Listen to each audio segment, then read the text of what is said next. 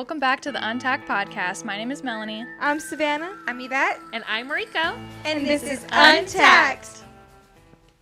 We nailed that one. We did. Bam. Definitely. Yeah, we're getting better and better and better. Let's get to it. Let's get to it. Mm-hmm. We got a lot to talk about. Yeah. That we do. This is going to be a really cool topic. I'm actually excited. We talked about this in our first episode. We did. About We and it did. being John Wayne or where it was Or, from. yeah, the good, the bad, and the ugly. The good, the bad, and the ugly. Yeah. And actually, It's isn't actually that very matching this situation here. It is. It is. Look at us. I know. So we are going to be talking about a fun piece of history. These girls do not like They hate the history. We love the history, and they hate that we call it history. Yeah. They don't like If it. we don't call our history, we can try to make it fun. Yeah. Yeah. But tonight's history is about criminals. It's about horses. It's about the Wild Wild West. So, I mean, this is a pretty fun one to talk about. And we've all picked an outlaw to talk about tonight. I picked a couple. I didn't know who to do. But I only went into detail on one. We're going to go in our normal fashion. Mel always starts. Yes. So we're going to have Mel share with us who she picked out. Okay, so today I picked for y'all Dutch Henry Bourne. So his name is actually Henry Bourne, but they called him Dutch Henry. He was a notorious horse thief. So I'm sure you guys picked outlaws that rode horses, but this guy stole all your guys' horses before, I'm sure. Wait, what era? Like when was he? This was the 19th century. Okay. So he was believed to be of German descent, which is why they call him the Dutch guy. He built a reputation of one of the most prolific horse traffickers in the frontier. Ooh. That's pretty cool. So what did he do to become an outlaw, you ask? Basically, he ran a massive criminal operation, a full-scale horse rustling network. So basically, him and his gang stole these horses from the ranches, the Native American lands, the travelers that were passing by, and then he would just move across the state lines to either sell them or trade them off to get different horses. Which also, I will say, not in my notes, but watching a video about him, there's also times that he's stolen horses, and because the price of horse meat was so high, that he sold them for meat. I know, and I was like, wow. I immediately don't like this outlaw. I know, I was He's gonna not a say- very cool outlaw. I was going to say, oh, that'd be cool named a dog Dutch or your next horse Dutch, but nope, never mind. No more. In my mind Yeah. right now, it was literally like, dang, she really goes in and she always finds the best choices. It was like, she must have got all A's on all her projects in school, dang. But then you bring up that he kills the horse, I'll be like, F, no. I will say I was a straight A student She with a was 4.0 GPA. And back in the day, this was like a super serious crime. Like, and I don't know if our viewers know this, but there's think it also still like is. a running Yeah. Norco rule. I don't know for anywhere else, but at least I know in Norco, they say someone stealing your horse is like a hanging offense. a Or hanging shoot offense their in arm off. Norco. I'm pretty sure I've heard that in the rules before somewhere. I'm pretty sure this is very outdated, but I have heard that. I'm gonna go look in our council rules. Hey, We got to go back to that historic place. no. In these days, you might get your arm shot off. Yeah. might I act- recognize the weapon that's a semi-automatic gun. Fast you can pull the trigger. Maybe someone converted it to automatic. It's equivalent of a machine gun. I'm not going to let him get the first shot off. The reaction, not just here in Norco, but in Southern California, has been incredible. People and business owners who say, we are so tired of this crime wave. We are so glad that you defended your business. Yeah, well, You might actually literally get your arm shot. But because this was at the time when horses were vital for transportation, for hauling in food, for, like work, survival, all of the things they relied on horses for. And if someone took your car and your job and your food, you'd be like, boom, I'm you're coming dead get too. you. Yeah. So his crimes weren't limited just to theft. He was also involved in gunfights and had connections to various gang outlaws and criminal elements in the plains and the mountains. So the lawmen and the vigilante groups were frequently running after him, and with so many close calls, he always got away.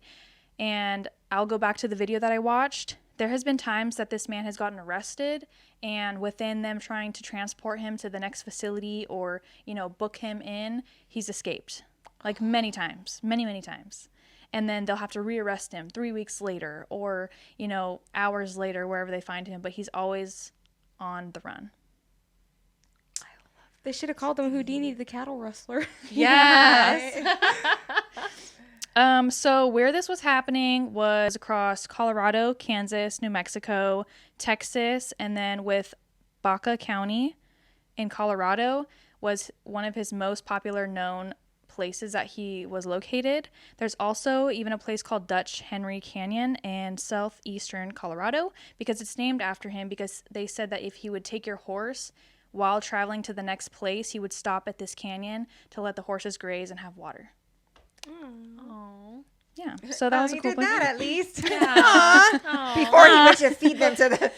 He was just letting them eat because Well, he knew maybe he needed their meat. maybe he knew when he stole the horse, he'd be like, "Oh, this one's Be a one's chunky bad. one. This one's not good.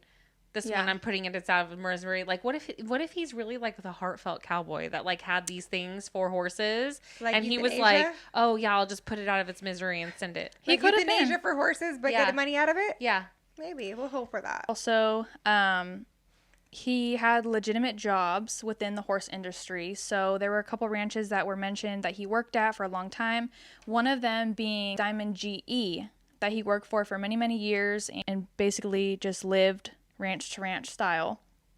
But then he kept burning his bridges, and from the next ranch, he would steal cattle or edit their brands. So say they had an N, then he would take a flat iron and make it into an M. So he was able to edit their brands to say they were his and then sell them at auctions or take them to the next ranch where then he would get arrested and then the cycle would continue. Dutch Henry's currency was his horses. So he knew everything about them. He knew how to handle them. He bred them. He knew how to hide them very well. It has been said that he had secret trails and also hidden stalls throughout the states because he did have a quote-unquote legitimate, wink wink, horse trading business that he would launder stolen horses through. Where are these trails at?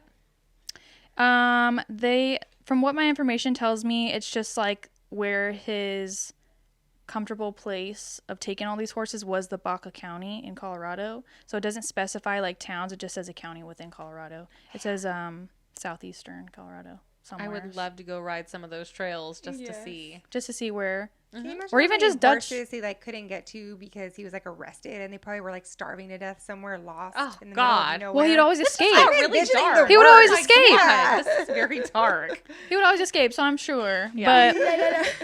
But so yeah, he did a lot of bad things. There are a lot of stories of him disguising stolen horses by, like I said, altering their brands.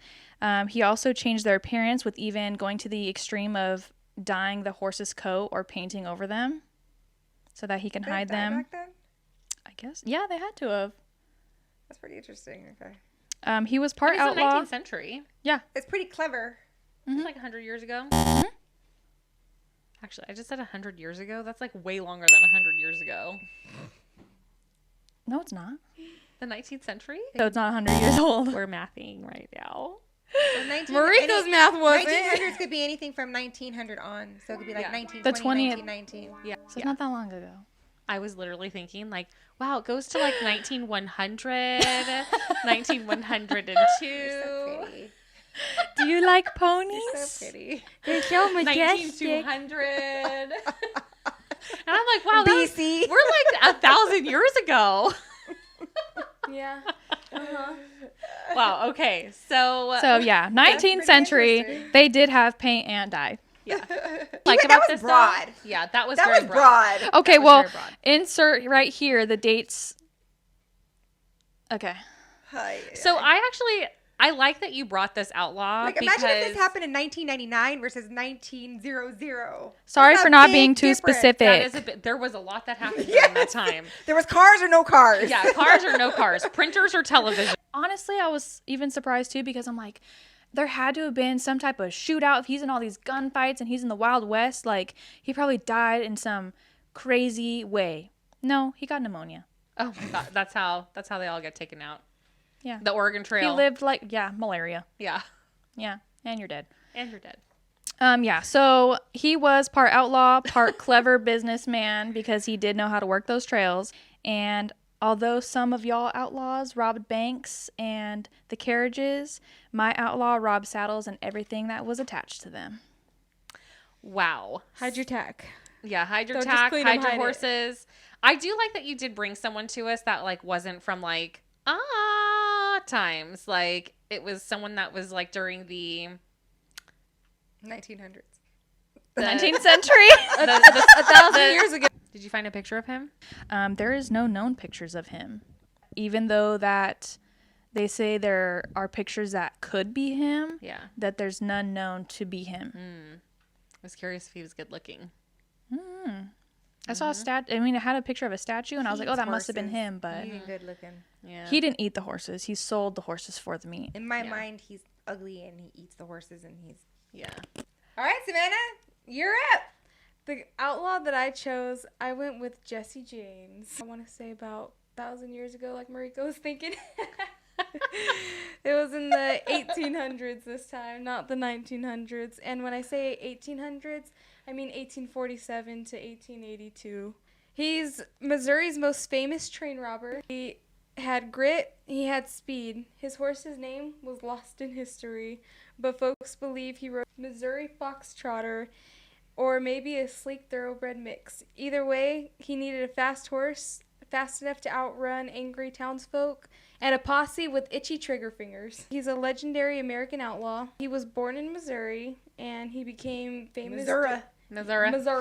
He became famous in the Civil War as a symbol of a rebellion. He should have had his horse named Rebel. He should have. He was a bank robber, a train robber, and one of his favorite activities was evading the police. I mean, we always hear about Jesse James robbing banks or Butch Cassidy making a run for the border, but you ever stop and think, what were the horses eating while all this was going on? Good old-fashioned grazing. When they had time to stop in camp, they let their horses graze in the open meadows or along the river valleys. Free, easy, and natural. They also had oats. But how did they get the oats? Because I guarantee they didn't have feed stores like we do here in Norco. If they had the means, they were able to get it. If not, they just robbed someone's stable. I want to do that. I'm like, hey, can I go to your barn really quick? I'm going to go ransack Yvette's feed. Right? Hey, just so you know, Rebel's got the good shit right now. He does. He really does. You do get him some good stuff. If an outlaw was foraging or lying low for a few days, he might pull up some wild carrots as a treat for his horse. Not only nutritious, but apparently horses love them. Nutritious Still and do. delicious. Definitely nutritious and delicious. And hey, he may have been an outlaw, but he for sure wasn't eating his meat. There you go.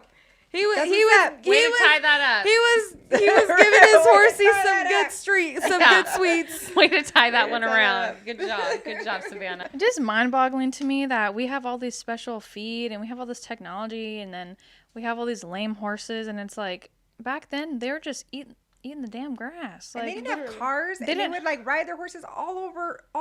and on how the many street. how many Wild West cowboys do you know that had a horse with navicular? Seriously, or a horse that needs That to was be on Adequan and Equiox. I was gonna say it needs to be It on was- Equiox to be able to walk It was comfortably. Mariko's ancestors. How many Wild West cowboys and cowgirls do you know that their horses have? Osphos treatments. Also, yes, but what else? Padded shoes. Also that. What else? Aluminum shoes. No. Fly masks. No. Sheath cleanings. No. Massages? No. Chiropractors. No. What did you just have Luna A beaver suit. Huh? A $5,000 Fucking beamer beamer. We suit. stole the beamer suit. EPM? No. No. Ulcer Her guard? ulcers. Ulcers. Ulcers. Ulcer guard. How many f***ing Wild West horses do you know that have ulcers? You know why? Because they were all badass horses. That's why. All right, Yvette. Are you ready for me? I'm We're ready for you. All right, so I actually chose this guy. I'm going to give you guys just a little smidgen of a backstory. From my understanding, we were supposed to do outlaws and their horses. Yes. Yes. So as of right now, I'm the only one that has followed directions. My guy had multiple horses. Yeah, but he didn't have like his own special horse, like his own guy. Legendary Yours horse. didn't even have one. Yours was He was just stealing horses. Yeah, And you riding guys trains. both This was stealing Both horses. of you guys were stealing horses. Mine Nobody was a had train, yours. train and bank Yeah. robber, but he did it on horse. Oh, yeah? Well, my guy stole your horses. Not mine. Not mine. Sunshine. And he was also in the 1900s. I find this guy really dear to my heart because my dad was a super Mexican history buff. he really, really liked this guy, and he would kind of talk about him a lot to us, tell us stories about him. And we had a horse. Until this day, it's been, I mean, he must have died in the 1900s. My horse. 1,000 years ago. 1,000 years ago. BC. I want to say that he died in like 1999 or something like that. Until this day, people still talk about the horse, and his name was Pancho Villa. And my dad named him after The restaurant. Just kidding. Actually, the restaurant is named after Pancho Villa, and we had a liquor store named Pancho Villa. So my dad really liked him, so I wanted to choose this guy because I love that. Yeah, I got excited cool. when you said you were doing this one. So Francisco Pancho Villa was born in Durango, Mexico, where my dad was born, and where he's from, and he was born in 1878. Villa was one of millions of Mexicans that were destroyed by policies of the dictatorship of Porfirio Diaz. In 1910, President Porfirio Diaz was trying to modernize Mexico by bringing in railroads and the oil industry. And in turn would bring foreign investments, and it would make the value of the houses, like of the land, so high, so it would be leaving Mexican people landless. And then they would steal the land from them too. And it was said in some of the stuff that I read and some of the stuff that I watched that about 300 Mexican families owned 70% of the land in Mexico. 70%, leaving people like with no homes. Like they would steal their homes from them to do this, right? And then whoever protested it would be sent to the army, or they would be executed. Damn. Yeah, it was pretty intense. What was was Mexico a communist country then? It was a dictatorship. Dictatorship. Off with his Okay. head. Yeah. See, and the thing is that there are some people that did like Porfirio Diaz, and where he was going about it was modernizing it, making it a better economy for them. But at the same time, it was like he wasn't thinking about his people. It's actually very interesting, and there's a lot more to this side, but that's just giving you like a little gist. During this time, Pancho Villa, he was said to be a steer wrestler and a rancher. So he would be out working and doing his things, and then he would come home. And then one of the times that he had came home to visit his family, he caught the landowner that stole his home and his hacienda and his land assaulting his sister. So, but in the worst way possible. It said that he didn't kill him, but he beat him pretty badly and was like, "That's it. I'm done. It's on now." He basically reinvented himself, and he saw himself as a man outside the law. And then he moved to Chihuahua, Mexico, which is nearby Durango, making a living as an outlaw and raiding, stealing herds of the wealthy. And then when he would enter towns, like when he would go and visit towns, he would steal from the rich and feed the poor and give them money. He's like an outlaw Peter Pan. Robin Hood. Robin Hood. Right. I was gonna say, so he's the Hispanic Robin Hood. Yeah. He Cowboy. literally created a real life Robin Hood legend. That's really cool. what he became, right? He's like a hero. right. An Right. outlaw hero. Exactly. He's an outlaw hero. He's an outlaw Exactly. with good intention. Yeah. right. So in 1910, he created an army to win back the rights of the Mexican people. And he managed the largest army in Mexico ever at that time. Wow. Yeah. And the soldiers like absolutely loved him. And he cared for them. So if any of them had ever came up to him and said, like, you know, my mom and my sister and my family, they're they don't have any money right now, they're really hungry, he would figure out a way to get food to them and get money to them to help them out. So like he had such a bond with these people, with his soldiers. He would go and eat with them, like when they would do like their campfires and they would do their dinners or whatever. He would go and eat with them in solidarity, to like show them that he was there with them and he's a part of them, and get to know them. Like he knew their names. He bonded with them, but he also did it because he wanted to make sure that if I'm eating what you're eating, you're not going to poison me. Yeah. Mm-hmm. So he established such a great bond with his soldiers that when they went out in battle for him, they would yell out and shout, "Viva Villa! Viva Villa!" Cool. And I don't know if you guys have ever seen any like paintings or any kind of things about Pancho Villa. A lot of times it'll say Viva Villa, and that's because of that. That's cool. And Oh, that's cool. but not just the soldiers would do it, the people would do it. So they would see him and they would see them, and I literally get chills thinking about this. And because they loved him so much that they would scream "Viva Villa!" Imagine instead of living la vida loca, it's living la vida vila. But he could be a savage though too. So like he was pretty brutal. Like he would brutally kill his enemies, and that would be like estate owners or even federal officers. Damn. People saw him as their avenger. That's really cool. Yeah. Like he was getting justice for all the people. Yeah, and he was avenging the wrong that was being done to them. As he should. As he should, right? The myth of Villa is so large that there are hundreds of corridos made about him, which are they're Mexican ballads. So like songs that were created just about him and his men. So the loyal stallion, since I follow the directions, the loyal stallion that carried Mexicans' most feared revolutionist through raids, ambushes, and victories, that was said to be his shadow, was named Siete Leguas. 6 legs? Oh. 7 leagues. So what it is that back then they would use, like, the length of a land was leagues. Leguas. It was like a leg. Leguas is leagues. Leagues. Like I said that, leagues. Like an acre? So like that. So it would be like leagues. So for example, a league's length of land would be 15,840 feet, 4.828 kilometers. I wonder if that's where airlines and aviation got the term a leg. Like the first maybe, leg. huh? Yeah. That's true. That's a good point. Yeah. Yeah, maybe, huh? Siete Leguas was known to be able to run 7 leagues, which is 21 miles. So that's why they called him that, because he was able to run 7 leagues, which is 21 miles.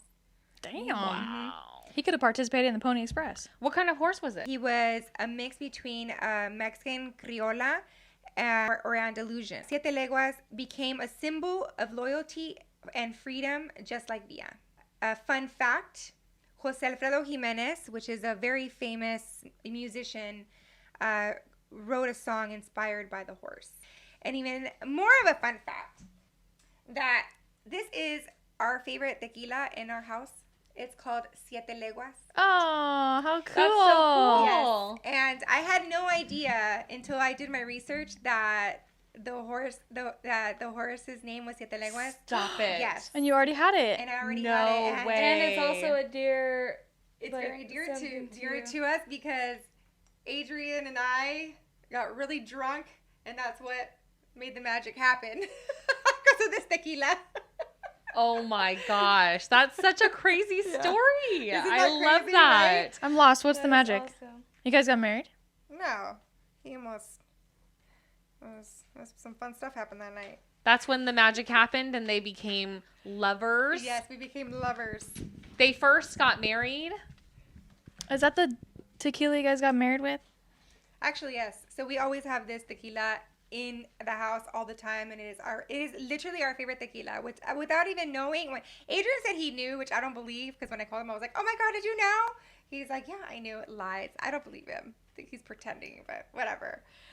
So Don Ignacio Gonzalez Vargas, founder of Siete Lenguas, was inspired by the horse, and naming his tequila after the legendary Siete Leguas to evoke the qualities of the strength, reliability, and endurance associated with it.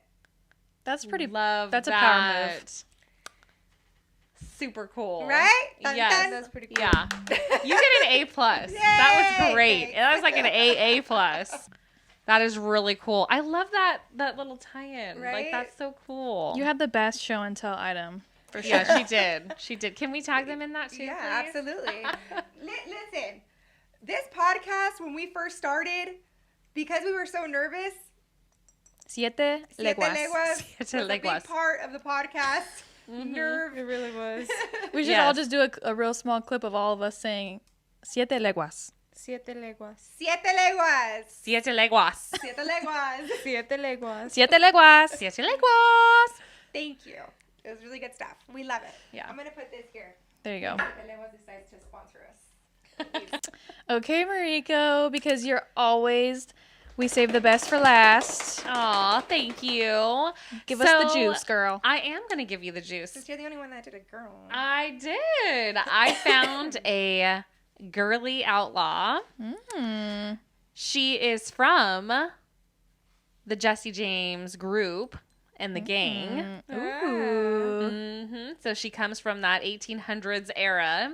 1,000 years ago. Yes, and I actually think that this is someone I could see Yvette being for Halloween. Ooh. Yes. Does she have a skanky outfit? She absolutely does. She does? She does. It's okay to be modest sometimes, okay? Yes. She was not a very modest cowgirl. I like it. She was not a modest outlaw. And she was known as one of the most fashionable outlaw women in its time. So, if you guys could imagine, like, old Wild Wild West, but, like, Midwest. So we're talking, like, Kansas, like, Oklahoma area, very just dirt and plains. Every time we've been talking in this episode too, I've been like envisioning like what it looks like. Like there's a prairie with like oats and drinking water, and it's probably like things I've seen in like Wild West movies. So I imagine her. There's actually in Cowgirl magazine, they have a story written up about her. Oh, wow. And they outlined part of this in her story. And I think it's actually probably tying into her love story, which I will not go into too much detail tonight. It's so hard not to, because even like her, she could have kept going. I could have kept going. Like, yes. There's a lot. I like was cutting down a lot because I was like, I don't want to like fully read off of this. I want to hear the love story. I know. Cowgirl magazine has a great love story on it, I'm sure. So the way that they do it though, and I thought this would be fun to kind of outline because there's a really fun paragraph, is that imagine a woman in a black velvet tight dress that's long and flowy with a wide brim hat and just a plume of feathers coming out. And she has tied around her waist 2 pistols. Yeah. And she's walking onto the boardwalk of this old western town, and she peeks her head over these 2 swinging doors. And what she sees in there are 4 men playing 5-card draw. And she peeks in, she closes her eyes, she opens the door, she walks slowly with her hands on her pistols, she grabs a pistol, walks up to one of the men and puts the gun to his cheek and says, "Give me what you got." Hell yeah. That's a freaking badass woman right there. I'm in love. Yeah. And so she had walked in to this. This is a real life story, by the way. This is actual like real life like encounter. And what was documented at this time was that it was actually someone who stole from her. Oh, she was stealing her money back? And she was stealing her money back. And what she walked away with at that time on that table was $7,000 cash in the 1800s. Holy Holy crap. moly. That's like millions of dollars just like taking off. Yeah. Who is she? Yeah. She is she. She is she. Her name is Bella Starr. Yes. Have you heard of her? Yes. I've never heard of her. Yes. So Bella Starr is a famous outlaw cowgirl. And she was born into a really well-off Southern family. So she did not need money. She was just plain out addicted to the outlaw side. So during the Civil War, she had kind of grown a passion towards getting into danger, getting into trouble, feeling that adrenaline, going out, meeting boys. And so she had met after the Civil War Jesse James. Yeah. And she joined the James Younger Gang. That's what they were called. His gang was the James Younger Gang. And so it was really known at that time, as Savannah said, for train robberies, bank robberies. But what she was known for was stealing horses. They probably stole each other's horses. She was a horse thief. So she'd always carry around, and that's what a lot of people remember her by. And the videos that she's in, not that her personally, but like encounters of just memories.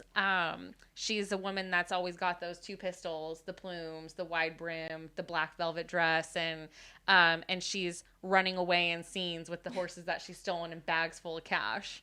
So, she also was really well known in her time for being able to manipulate the cowboys and the outlaws because she was so beautiful. She's I'm like sure. almost like the cowboys' version of a siren. Yeah. In addition to her amazing outfits, she had a horse that totally fit the bill. Was it stolen? It probably was stolen. There's a picture of her horse that we can insert here of her on her horse. And it's this big, I mean, the horse looked like it had to have been, she was either really small or the horse was really big.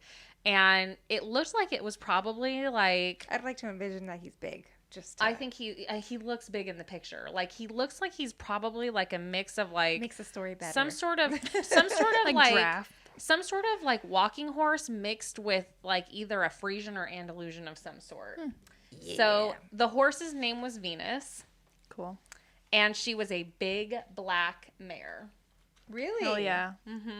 Yeah, I did read her name was Venus. I thought that was cool. Yeah, and so she has, imagine like riding around, you're like in, like your attire is like this black velvet dress, and she's got this wide rim hat, you know, the plumes, this gorgeous black horse, and she was not only an outlaw that rode a horse, but she was an outlaw that rode a horse side saddle while committing crimes.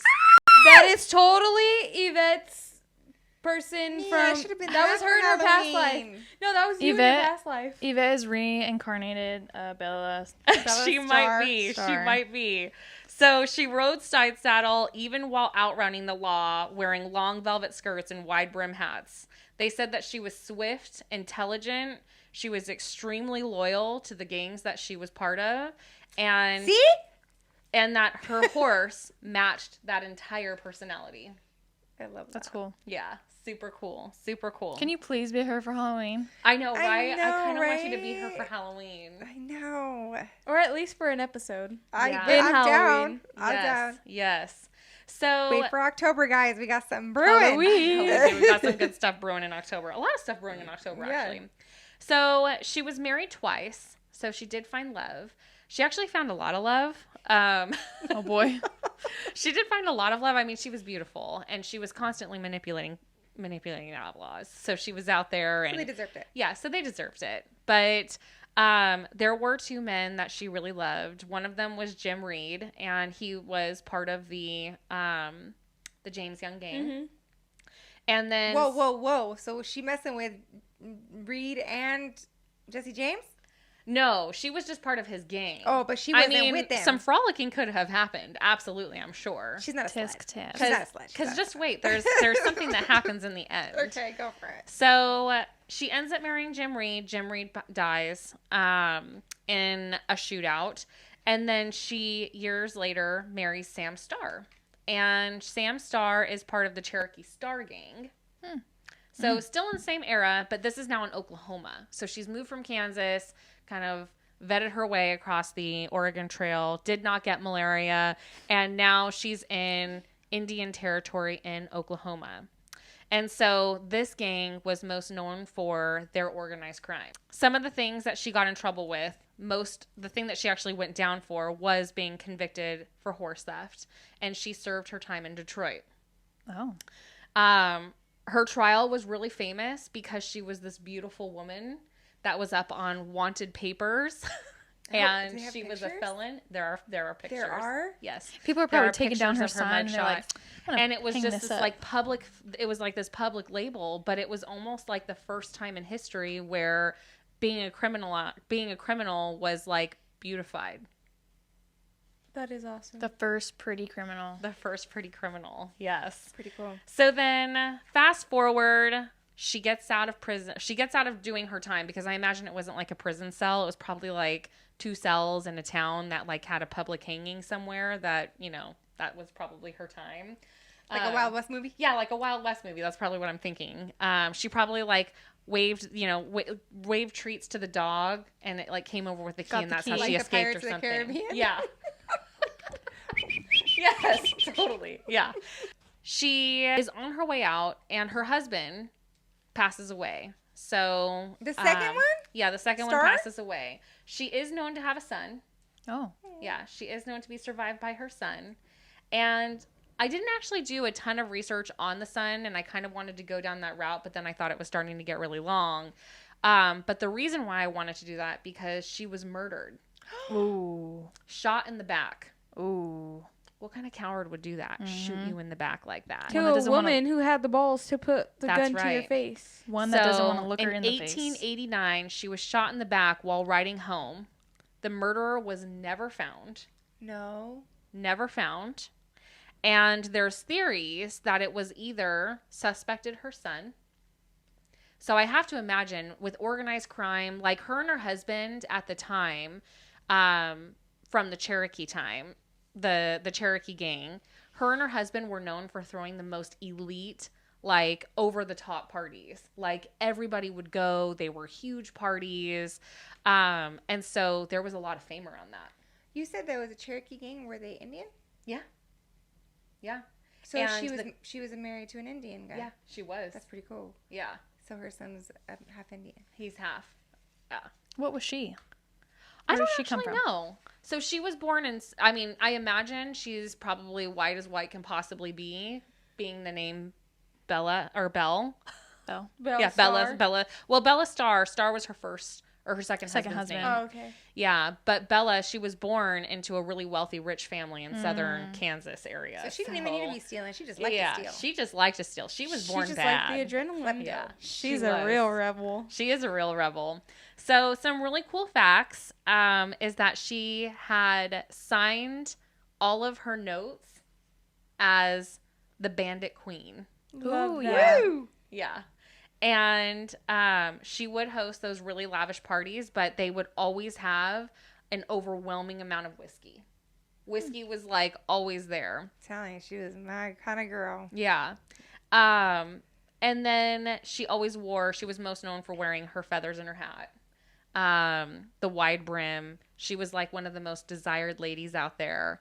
And so I think that Bella Starr, I'm very envious of this like outlaw woman who's like super bad, because she just has this story of being like an empowered woman that wouldn't take shit from any man out there. From a man back in the days when literally it was like set in stone that men do the work and women do the cleaning. Yeah. Yeah. Yeah. So That she's is out there doing her badass thing with her badass horse and looking fine while she's doing it too. Yeah. We all want to be Bella. Yeah, we all want to be Bella. So there are movies that are actually out there. There's the Bella Starr movie, which is from 1941. I'm actually kind of curious to watch that one, because now I'm just curious about her story. Like her character is aired in some westerns called Legends of the West, and then The Guns of Will Sennett.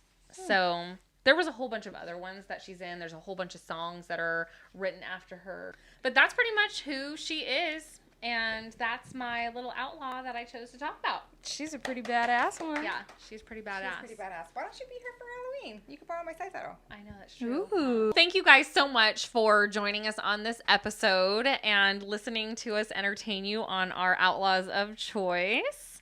And so I think it's pretty clear to say that we could cinch this up. Thank you guys so much for watching our 23rd episode of Untalked Podcast. Make sure you give us a like, comment, and subscribe. Make sure to give us a follow on Instagram, TikTok, YouTube, and Facebook. And always tune in every Wednesday. Keep it classy, sassy, and a little badassy, and make sure to always clean your tag. If you want. Love that. Everyone that's named Francisco a nickname Pancho, because my neighbor Yes. is Francisco and they call him Pancho. Yes. Yes, it is. It's like William is Bill Yeah. and James is Jim. Or Richard is Dick. Yep. Yeah. I'm the only one laughing at my own jokes.